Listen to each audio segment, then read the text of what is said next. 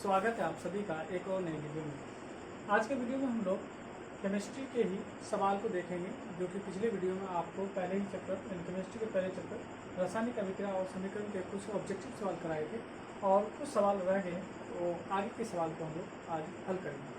तो चलिए सवाल को हल करते हैं। आज का पहला प्रश्न देखेंगे तो प्रश्न ये कर रहा है कि लोहा से जिंक को लेपित करने की क्रिया को क्या कहते हैं। यानी लोहा से हम क्या करेंगे, लेपित करेंगे। किसको लेपित करेंगे? जिंक को करेंगे। तो इस प्रोसेस को, इस क्रिया को क्या कहते हैं? इस क्रिया को कहा जाता है गैल्वेनीकरण। गैल्वेनीकरण या यहाँ पे जस्टीकरण रहता है, तो वो भी आप उसके साथ भी जा सकते थे। चलिए अगले सवाल की ओर बढ़ते हैं और अगला प्रश्न देखते हैं। अगला प्रश्न देखिए, यहाँ पे दिया हुआ है, कहा जा रहा है कि नीचे दी गई अभिक्रियाओं के संबंध में कौन सा कथन सत्य है। सही कथन का हमको चुनाव करना है। देखिए यहाँ पे क्या है, जिंक ऑक्साइड है, इसकी अभिक्रिया जो है कार्बन के साथ कराई जा रही है और यहाँ पे बन रहा है जिंक और कार्बन मोनोऑक्साइड। यहाँ पे कार्बन मोनोऑक्साइड यानी बन रहा है। तो यहाँ पे आपसे पूछा जा रहा है, पहले ऑप्शन में कहा जा रहा है कि कार्बन उपचयित हो रहा है, दूसरा कह रहा है कि जिंक ऑक्साइड उपचयित हो रहा है और तीसरा कह रहा है कि कार्बन अपचयित हो रहा है और चौथा कह रहा है यहाँ पे कार्बन मोनोऑक्साइड उपचयित हो रहा है। आपको हम बताए थे, पिछले वीडियो में बताए थे, अगर किसी भी एलिमेंट में, किसी भी तत्व में ऑक्सीजन अगर जुड़ता है वो उपचयन होता है या ऑक्सीकरण होता है। ठीक है, अगर ऑक्सीजन आपका घट रहा है, ऑक्सीजन अगर ह्रास हो रहा है तो ये अपचयित होता है ना। क्या होता है? अपचयित होता है। यह अपचयन अभिक्रिया आप कर सकते हैं या अपकरण कर सकते हैं। तो यहाँ देखेंगे कि ये जिंक है, जिंक में ऑक्सीजन था और यहाँ कार्बन के साथ इसकी रिएक्शन हो रही है। अब देखिए जिंक से ऑक्सीजन क्या हो गया, जिंक से ऑक्सीजन हट गया। जिंक से जैसे ऑक्सीजन हटता है और कार्बन भी जुट रहा है, तो जिसके साथ जुटेगा वो तो उपचयन अभिक्रिया कहलाएगा, वो उपचयन अभिक्रिया कहलाएगा।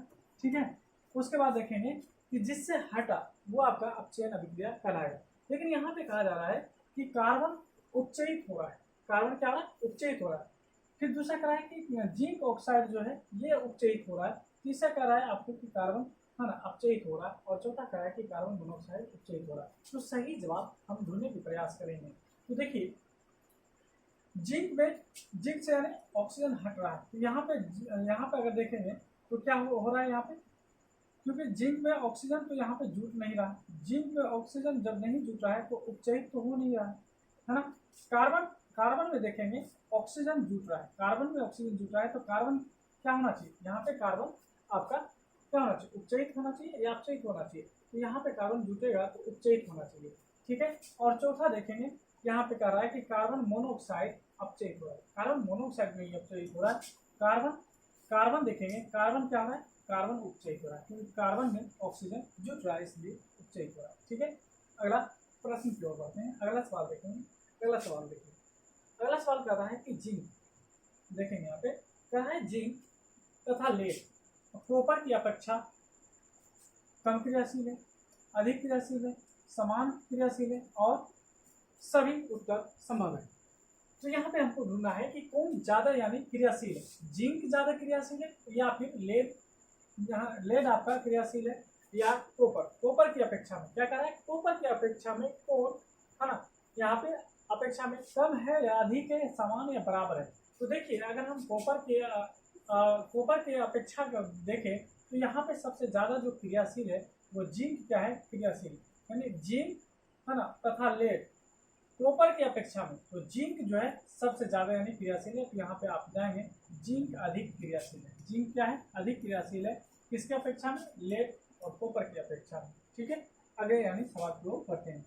अगला सवाल देखेंगे। तो अगला सवाल कहा जा रहा है यहाँ पे कि वो अभिक्रियाएं जिनमें अभिकारकों के बीच आयनों का आदान प्रदान होता है। तो पिछली वीडियो में हम आपको बताए थे, जिसमें आयनों का आदान प्रदान होता है उसको हम लोग क्या कहते हैं। तो यहाँ पे ऑप्शन दिया हुआ है संयोजन अभिक्रिया, वियोजन अभिक्रिया, द्विविस्थापन अभिक्रिया, विस्थापन अभिक्रिया। तो चलिए सभी को समझ लेते हैं। संयोजन अभिक्रिया में क्या होता है कि दो एलिमेंट मिलकर यानी दो तत्व मिलकर एक तत्व का निर्माण करेगा। जब दो पदार्थ मिलेगा और एक पदार्थ का निर्माण करता है तो उसको हम संयोजन कहते हैं। वियोजन में क्या कहता है कि एक पदार्थ है, ये टूट कर दो पदार्थ बनेगा या दो से अधिक पदार्थ बनेगा, तो उसको वियोजन कहते हैं। आप ऐसे समझे कि एक पदार्थ है, इसको अगर हम 20 से तोड़ देते हैं दो मिल जाएगा, जब तोड़ने के बाद दो मिलता है तो हम, या दो से अधिक भी आपको टुकड़ा मिलता है या दो से अधिक चीज मिलता है तो उसको हम वियोजन कहते हैं। वियोजन को अपघटन भी कहा जाता है। द्विविस्थापन में आपको बताया था कि आयनों का आदान प्रदान होता है। इसमें आयनों का आदान प्रदान होता है, आयनों का आदान प्रदान होता है। ये बात याद रखेंगे, आयनों का आदान प्रदान होता है। और विस्थापन अभिक्रिया में क्या होता है कि कम क्रियाशील जो होता है, यानी कम क्रियाशील विस्थापित किया जाता है अधिक क्रियाशील तत्व के कारण। अगर मान लीजिए यहाँ पे ए बी है, हम आपको समझा रहे हैं, ए बी है और यहाँ पे आपका सी बी है। इसमें आप देखेंगे कि ये ए बी अगर अधिक क्रियाशील है, यहाँ से सी को हटाकर ए और बी एक साथ हो जाएगा। उसके बाद बी जो है, बी कहाँ चला जाएगा, सी के साथ चला जाएगा। तो याद रखेंगे अगर ये अधिक क्रियाशील है, ये और कम क्रियाशील है तो इसको हटा देगा। इसी को हम लोग विस्थापन अभिक्रिया कहते हैं। लेकिन यहाँ पे हमारा सवाल है कि आयनों का आदान प्रदान, तो आयनों का जो आदान प्रदान होता है वो द्विविस्थापन अभिक्रिया में होता है। तो आपका सही ऑप्शन सी हो जाएगा। बढ़ते हैं अगले सवाल को। अगला सवाल देखें तो अगला सवाल कहा जा रहा है, देखिए इक्वेशन है, समझेंगे बड़े ही है ना अच्छे तरीके से। यहाँ पे कहता है कि मैग्नीशियम की अभिक्रिया जो ऑक्सीजन के साथ कराई जाती है तो मैग्नीशियम ऑक्साइड बनता है। ये किस प्रकार का उदाहरण है, किस अभिक्रिया का उदाहरण है। देखिए यहाँ पे क्या हो रहा है कि दो पदार्थ हैं, यानी दो तत्व हैं, दोनों मिलकर एक तत्व बनाया है ना। जब दो चीज मिलकर एक तत्व बनाते हैं तो उसको कहते हैं संयोजन अभिक्रिया। तो देखते हैं क्या संयोजन अभिक्रिया आपके ऑप्शन में है। तो पहला में देखेंगे वियोजन है, दूसरा में उपचयन अपचयन अभिक्रिया है, और तीसरा में आप देखेंगे विस्थापन है, और चौथा में आपका क्या है, संयोजन अभिक्रिया। तो आपका सही आंसर ऑप्शन यानी डी हो जाएगा, ये संयोजन अभिक्रिया है। चलिए अगले सवाल को, अगला सवाल देखेंगे। तो अगला सवाल क्या कहा जा रहा है, अगला सवाल कह रहा है कि ऐसी अभिक्रिया जिसमें दो या दो से अधिक अभिकारक मिलकर एकल उत्पाद बनाता है। अभी तो जस्ट बताए कि दो मिलेगा एक बनाएगा, या दो से अधिक भी मिलेगा एक बनाएगा, तो उसी को तो हम संयोजन कहते हैं। ये कौन सा अभिक्रिया है, ये आपका संयोजन अभिक्रिया है। विस्थापन अभिक्रिया में बताया है कि अधिक क्रियाशील तत्व कम क्रियाशील तत्व को हटा देगा, यानी अधिक ताकत वाला जो होगा कम ताकत वाले को वहां से क्या करेगा, रिप्लेस कर देगा, हटा देगा। ठीक है, वो विस्थापन कहलाएगा। अगर आप घटन की बात करें तो एक चीज टूटकर दो या दो से अधिक चीज बन जाएगा तो उसको आप घटन कहते हैं। अधुविस्थापन में क्या होता है, आयनों का आदान प्रदान होता है, यानी नेगेटिव चार्ज पॉजिटिव चार्ज वाले के साथ, पॉजिटिव चार्ज नेगेटिव चार्ज वाले के साथ, यानी वो क्या होता है, बदल जाता है। चलिए अगला सवाल देखिए। अगला सवाल अगर देखें तो यहाँ पे कहा जाता है कि मैग्नीशियम रिबन के, है ना, यहाँ पे फीता भी दे सकते हैं, है ना, रिबन दिया हुआ, फीता भी इसको बोलते हैं, कभी कभी फीता लिखा रहता है ना। तो मैग्नीशियम रिबन के दहन पर किस प्रकृति का लोह उत्सर्जित होता है, किस प्रकृति का, यानी उसका रंग कैसा है, ये पूछा जा रहा है कि जब उसको जलाएंगे, यानी मैग्नीशियम लीजिए और उसको जब आप जलाते हैं तो उसका जो लो निकलता है, उसका जो फ्लेम निकलता है, उसका रंग क्या होता है। पहला कह रहा है कि लाल चमकदार, दूसरा कह रहा है कि हरा चमकदार, तीसरा कह रहा है श्वेत चमकदार, और चौथा कह रहा है नीला चमकदार। तो आपको हम बता दें कि जब हम मैग्नीशियम के फीते को जलाते हैं तो श्वेत रंग का चमकदार यानी प्रकाश निकलता है। यहाँ पे आपका सही आंसर ऑप्शन सी हो जाएगा। अगले सवाल की ओर बढ़ते हैं। अगला सवाल देखिए, अगला सवाल क्या कहा जा रहा है, अगला सवाल कह रहा है कि अभिक्रिया यानी Fe2, यहाँ पे दिया Fe2O3, और इसका अभिक्रिया कराया गया है Al के साथ, एल्यूमिनियम के साथ कराया गया। तो एल्यूमिनियम है ना, यहाँ पे ऑक्साइड और साथ ही साथ क्या आयरन, यानी आयरन बन रहा है। तो ये कह रहा है कि किस प्रकार की अभिक्रिया है। अब आपको बता रहे हैं कि ये किस प्रकार की अभिक्रिया है, क्या ये वियोजन अभिक्रिया है, क्या ये संयोजन अभिक्रिया है, क्या ये विस्थापन है, क्या ये द्विविस्थापन है। तो देखिए आपको बताए थे कि वियोजन में क्या होता है, एक चीज टूटकर दो या दो से अधिक चीज बनता है, एक टूटेगा दो या दो से अधिक बनेगा। अगर हम संयोजन की बात करें तो इसमें कहता है कि दो या दो से अधिक चीज जुटेगा तो एक ही चीज बनाएगा। ठीक है, और तीसरा कहता है कि विस्थापन में कहता है कि जो ज्यादा ताकतवर होता है वो कम ताकत वाले चीजों को हटा देता है। जैसे ए क्या करेगा, सी को हटा देगा, तो ये बना लेगा ए डी, और सी जो है बी के साथ चला जाएगा, तो आप सी बी या बी सी कह सकते हैं। तो इसमें क्या है कि अधिक जो ताकत वाला है वो कम ताकत वाले को हटा देता है। ठीक है, द्विविस्थापन में आप देखेंगे तो द्विविस्थापन में क्या होता है, आयनों का आदान प्रदान होता है। क्या चीज का होता है, आयनों का आदान प्रदान होता है, आयनों का आदान प्रदान।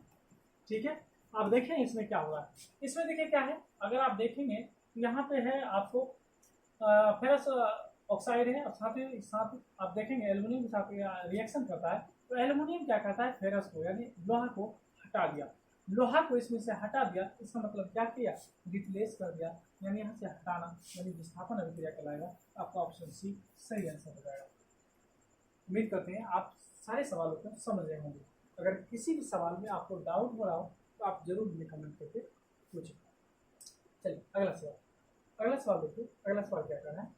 अगला सवाल देखिए क्या रहा है, इसमें निम्न में कौन ऑक्सीकारक है, कौन ऑक्सीकारक है, ये पूछा जा रहा है कि कौन ऑक्सीकारक है। क्या हाइड्रोजन ऑक्सीकारक है, क्या कार्बन मोनोऑक्साइड है, क्या यहाँ पे H2SO है, क्या O2 है, ये आपसे पूछा जा रहा है कि कौन ऑक्सीकारक है। हम आपको क्या बोले थे, ऑक्सीकारक उसको कहते हैं जिसमें ऑक्सीजन जुड़ता है, अगर ऑक्सीजन हटता तो फिर वो अपकारक कारक है। ठीक है, तो ऑक्सीकारक कौन है, यहाँ पे ऑक्सीकारक कौन है। अगर देखें ऑक्सीकारक कौन है तो कार्बन के साथ यहाँ ऑक्सीजन जुटा है, यहाँ पे देखें H2S है, ठीक है, और यहाँ पे आपका ऑक्सीजन है। तो इसका सही जवाब क्या होगा ये बताना है, क्या हाइड्रोजन है या कार्बन मोनोऑक्साइड है। तो इसमें हम आपको बता दें कि सही जवाब इसका क्या होगा, क्योंकि ऑक्सीकारक पूछा जा रहा है कौन ऑक्सीकारक है, तो इसमें आपका सही जवाब हो जाएगा कार्बन मोनोऑक्साइड। ठीक है, क्योंकि इसमें ऑक्सीजन जुट रहा है तो ये आपका सही जवाब हो जाएगा। ठीक है, बढ़ते हैं अगले सवाल की ओर। अगला सवाल अगर देखेंगे, अगला सवाल क्या है कि निम्नलिखित में कौन अपकारक गुण प्रदर्शित करता है, कौन अपकारक गुण प्रदर्शित कर रहा है। जैसे यहाँ पे क्या है ना, H2SO4, यहाँ पे O2 है और H2S है, उसके बाद जो है यहाँ पे कहने का मतलब HNO3 है। हम आपको बोले थे जिसमें हाइड्रोजन जुटेगा या ऑक्सीजन हटेगा उसको है ना क्या कहते हैं, अपकारक कहते हैं। तो आप यहाँ पे देखेंगे इसमें हाइड्रोजन जुट रहा है, आपका सही जवाब हो जाएगा यहाँ पे H2S हो जाएगा, H2S आपका सही जवाब हो जाएगा। चलिए अगले सवाल की ओर बढ़ते हैं। अगला सवाल देखेंगे, यहाँ पे अगला सवाल कहा जा रहा है कि समीकरण, यहाँ पे समीकरण है यानी कॉपर की अभिक्रिया ऑक्सीजन के साथ किया जा रहा है और कॉपर ऑक्साइड बन रहा है। देखिए दो चीज मिलकर एक चीज बना रहा है, तो निश्चित ही रूप से ये आपका क्या है, संयोजन अभिक्रिया है। अब देखते हैं क्या ऑप्शन में संयोजन अभिक्रिया है या नहीं है। पहला देखिए अपघटन अभिक्रिया है, दूसरा देखेंगे तो ऑक्सीकरण है, तीसरा क्या है उदासीनीकरण है और तीसरा क्या है अपक्षेपण अभिक्रिया। तो आप देखेंगे यहाँ पे आपका कहीं पे संयोजन अभिक्रिया नहीं है। तो आपको एक और बताए थे कि अगर किसी भी एलिमेंट में ऑक्सीजन जुड़ता है तो उसको उपचयन की अभिक्रिया कहते हैं या ऑक्सीकरण अभिक्रिया कहते हैं। तो यहाँ पे देखेंगे कॉपर के साथ ऑक्सीजन जुट गया, इसलिए ऑक्सीकरण अभिक्रिया है, इस बात का पूरा ख्याल रखते हैं। ठीक है, बढ़ते अगले सवाल को। अगला सवाल अगर देखेंगे तो अगला सवाल देखिए क्या कर रहा है। अगला सवाल यहाँ पे कहा जा रहा है कि अभिक्रिया, ठीक है, ये अभी हम लोग पीछे यानी कर चुके थे, इसमें क्या हुआ विस्थापन अभिक्रिया हो जाएगा, ये हम पिछले वाले सवाल में हम कर चुके हैं। चलिए आगे बढ़ते हैं। अगला देखिए ये सवाल बहुत ही बढ़िया सवाल देखिए, कह रहा है यहाँ पे कि अभिक्रिया कॉपर ऑक्साइड की अभिक्रिया जब हाइड्रोजन गैस से कराई जाती है तब बनाता है कॉपर और साथ में जल बनाता है। अब ये किस प्रकार की अभिक्रिया आपको बताना है। पहला काम तो ये देखेंगे, देखिए क्या हो रहा है यहाँ पे देखेंगे कॉपर ऑक्साइड है और कॉपर ऑक्साइड में से ऑक्सीजन हट गया। ऑक्सीजन का हटना क्या कहलाता है, उपचयन अभिक्रिया कहलाता है। तो हम देखते हैं क्या ये उपचयन अभिक्रिया है, क्या ऑप्शन में है उपचयन अभिक्रिया, यहाँ पे है अपचयन अभिक्रिया ना, यहाँ पे विस्थापन अभिक्रिया और रिडॉक्स अभिक्रिया है, और यहाँ पे देखेंगे तो उपचयन अभिक्रिया। क्या ये है, देखते हैं ये है या नहीं। देखिए अगर हम यहाँ पे देखें इसमें से ऑक्सीजन हट गया, इसमें से ऑक्सीजन हटा, देखेंगे आप इसमें से ऑक्सीजन हटा तो इसको कहेंगे हम लोग अपचयन अभिक्रिया, अपचयन। ठीक है, क्या कहेंगे अपचयन। लेकिन हाइड्रोजन में ऑक्सीजन जुट रहा है, हाइड्रोजन में ऑक्सीजन ये यहाँ होगा इसमें, क्योंकि कॉपर ऑक्साइड में से यानी ऑक्सीजन हट गया केवल कॉपर बना गया, ये हो गया अपचयन अभिक्रिया। इसमें हाइड्रोजन में देखेंगे ऑक्सीजन जुट गया, इसलिए इसको कहते हैं उपचयन अभिक्रिया। ठीक है, अगर ऑक्सीजन जुट रहा है तो उपचयन, यानी ऑक्सीजन हट रहा है तो अपचयन। और ये दोनों अगर अभिक्रिया, ये दोनों क्रियाएं अगर एक साथ चलती है तो इसी को कहा जाता है उपचयन अपचयन अभिक्रिया, और इसी का दूसरा नाम है रिडॉक्स अभिक्रिया। यानी ये क्या हो जाएगा आपका रिडॉक्स अभिक्रिया हो जाएगा, रिडॉक्स रिएक्शन हो जाएगा, आपका सही आंसर ऑप्शन सी हो जाएगा। बढ़ते हैं अगले सवाल की ओर। अगला सवाल देखेंगे, यहाँ पे देखें अगला सवाल क्या है। अगला सवाल कह रहा है यहाँ पे कि PbO की अभिक्रिया यानी C के साथ कराई जाती है, यानी कार्बन के साथ कराई जाती है, तो बनता है क्या, Pb बनता है, साथ में कार्बन डाइऑक्साइड बनता है। तो कह रहा है कि निम्नलिखित में ये कौन सा कथन सत्य है। इसमें बताना है सीसा क्या हो रहा है, अपचयित हो रहा है, क्या हो रहा है अपचयित हो रहा है ना, अपचयित हो रहा है। दूसरा क्या है कार्बन है ना, कार्बन डाइऑक्साइड जो है ये क्या हो रहा है उपचयित हो रहा है। और तीसरा कह रहा है कि लेड जो लेड ऑक्साइड जो है, लेड ऑक्साइड, यहाँ पे जो लेड ऑक्साइड है ये अपचयित हो रहा है और कार्बन है ना क्या है, उपचयित हो रहा है। ये बात सही है। क्यों? क्योंकि देखिए इसमें से ऑक्सीजन हट रहा है, हट गया, इसका मतलब ये क्या है, अपचयित होना।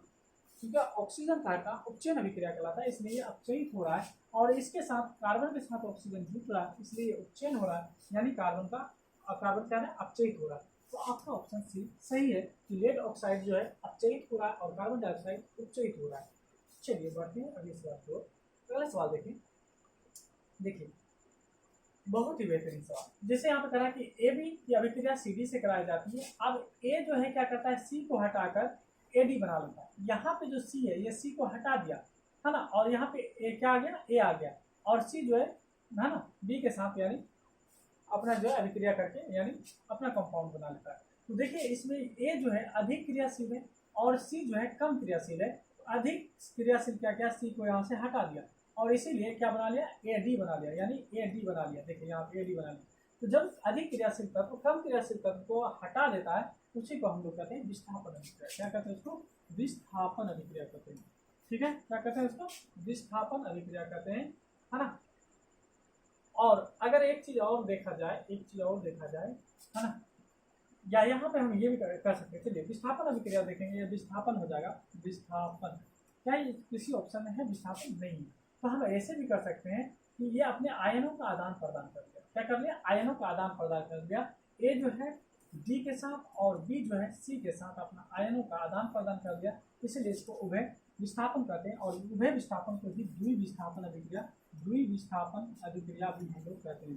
ठीक है, द्विविस्थापन अभिक्रिया भी कहते हैं। तो इस तरह से आप इसका जवाब दे सकते हैं। ठीक है, आगे बढ़ते हैं अगले सवाल की ओर। अगला सवाल अगर देखेंगे तो अगला सवाल है कि दूध से दही बनना ये किस प्रकार की अभिक्रिया है। देखिए दूध से दही बनना ये आपका रासायनिक अभिक्रिया है। रासायनिक अभिक्रिया को आप समझ लें कि रासायनिक अभिक्रिया क्या होता है। रासायनिक अभिक्रिया वो होता है जिसमें एक नए गुणधर्म वाले पदार्थ का निर्माण होता है। ठीक है, इसका उदाहरण आपका क्या है, दही से दूध बनना, भोजन का पचना, श्वसन यानी सांस लेना, ये सभी के सभी क्या है आपके यानी रासायनिक अभिक्रिया के अंतर्गत आते हैं। अगर हम भौतिक अभिक्रिया की बात करें तो भौतिक अभिक्रिया वो होता है जिसमें नए पदार्थ का निर्माण नहीं होता है ना। इसका बहुत ही यानी साधारण एग्जाम्पल आप लोग सुनते होंगे कि पानी से जो है बर्फ बन जाना, पानी से क्या बनना, बर्फ बनना, और इसी बर्फ से आप क्या करेंगे, इसी बर्फ से है ना क्या करोगे आप, फिर इसी बर्फ से पानी बना सकते हैं। ठीक है, तो पानी से बर्फ बनना, बर्फ से पानी बनना, इससे कोई नए पदार्थ का निर्माण नहीं होता है, इसीलिए इसको भौतिक यानी परिवर्तन करते हैं। लेकिन जैसे दूध से दही बनाते हैं तो दही से कोई दूध नहीं बना सकते, इसलिए इसको हम लोग रासायनिक यानी परिवर्तन करते हैं। इसीलिए आपका सही आंसर जो यहाँ पे आएगा वो ऑप्शन बी हो जाएगा, रासायनिक परिवर्तन हो जाएगा। अगला सवाल देखेंगे।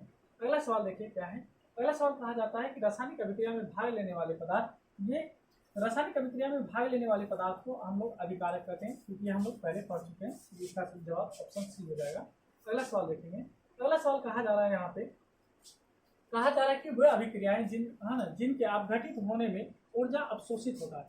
हम आपको बताए थे अगर ऊर्जा का यानी है ना ह्रास हो रहा है, अवशोषित हो रहा है, उष्मा शोषी अभिक्रिया कहलाएगा। क्या कहलाएगा, उष्मा शोषी अभिक्रिया कहलाएगा, जो कि ऑप्शन आपका डी में आपका दिया हुआ है। तो उष्मा शोषी अभिक्रिया क्या होता है, जिसमें उष्मा का ह्रास होता है। चलिए अगले सवाल की ओर बढ़ते हैं। अगला सवाल अगर देखें हम लोग तो अगला सवाल कहा जा रहा है कि कली चूना पर जब जल डाला जाता है। कली चूना के बारे में हम बताए थे, पिछले ही वीडियो में बताए थे कि जब यहाँ पे कैल्शियम ऑक्साइड, ये कैल्शियम ऑक्साइड को हम लोग कली चूना कहते हैं। ठीक है, ये क्या है, कली चूना है। इसी में जब हम पानी मिला देते हैं तो ये भकरा चूना बन जाता है। क्या बन जाता है, भकरा चूना। इसका यानी इसका यूज क्या है, आप दीवार पे पुताई कर सकते हैं, या आप खैनी खाने वाले या पान खाने वाले को देखे होंगे है ना, भकरे चूने का इस्तेमाल करता है जब इसमें पानी डाला जाता है। जब इसमें पानी डालेंगे तब क्या बनाएगा, CaOH का H2 बनाएगा। इसी को हम लोग क्या कहते हैं, भकरा चूना कहते हैं, या इसी को हम लोग बुझा हुआ चूना कहते हैं। ठीक है, तो देखिए जब आप कैल्शियम ऑक्साइड में पानी डालते हैं तब जो है ये क्या होता है, वो बर्तन देखेंगे हीट हो जाता है। ठीक है, जब हीट होगा तो इसका मतलब है क्या होता है, उष्मा निकल रहा है। जब उष्मा निकल रहा है उसी को कहते हैं उष्मा क्षेपी अभिक्रिया कहते हैं। तो कली चूना पर जब जल डाला जाता है, पानी डाला जाता है, तब बनता है कैल्शियम ऑक्साइड, और इसके साथ ही साथ हीट बनता है। जब हीट बनेगा तो हीट बनने को ही हम लोग उष्मा क्षेपी अभिक्रिया कहते हैं। ठीक है, याद रखेंगे, बहुत इंपॉर्टेंट सवाल है। अगला सवाल देखेंगे। अगला सवाल देखें, कहा जा रहा है यहाँ पे कि एक मिनट, अगला सवाल कहा जा रहा है कि क्लोरोफिल और सूर्य प्रकाश की उपस्थिति में पौधे वायु से कार्बन डाइऑक्साइड एवं पृथ्वी से जल ग्रहण करके अपना भोजन तैयार करते हैं। ये किस प्रकार का यानी अभिक्रिया है? तो याद रखेंगे कि क्लोरोफिल जो है पेड़ पौधे में पाया जाता है और क्लोरोफिल जो है सूर्य प्रकाश की उपस्थिति में ही अपना भोजन तैयार करते हैं, इसीलिए इसको हम कहेंगे कि यह प्रकाश रासायनिक अभिक्रिया है। तो आज के वीडियो में हम लोग पहले चैप्टर के यानी केमिस्ट्री के पहले चैप्टर के कुछ ऑब्जेक्टिव को हल किए हैं और अभी भी कुछ सवाल बचे हुए हैं और जो सवाल बचे हुए वो नेक्स्ट वीडियो में आपके लिए लेके आएंगे और उसको बेहतर से समझाने की प्रयास करेंगे। उम्मीद करते हैं कि आपको ये सारे सवाल समझ में आ रहे होंगे। अगर कहीं भी आपको डाउट है आप बिल्कुल आप हमें कमेंट करके पूछ सकते हैं और अपने सही सवालों का या जो आपका भी डाउट है उसका आप सही जवाब पा सकते हैं। तो उम्मीद करते हैं कि आप मेरी बात को समझ रहे होंगे और अगर आपको ये वीडियो ज़रा सा भी हेल्पफुल लग रहा हो आप हमारे वीडियो को शेयर जरूर करेंगे और हमारे चैनल से जरूर जुड़ेंगे। इनके लिए आप हमारे चैनल को सब्सक्राइब जरूर करें। मिलते हैं नेक्स्ट वीडियो में।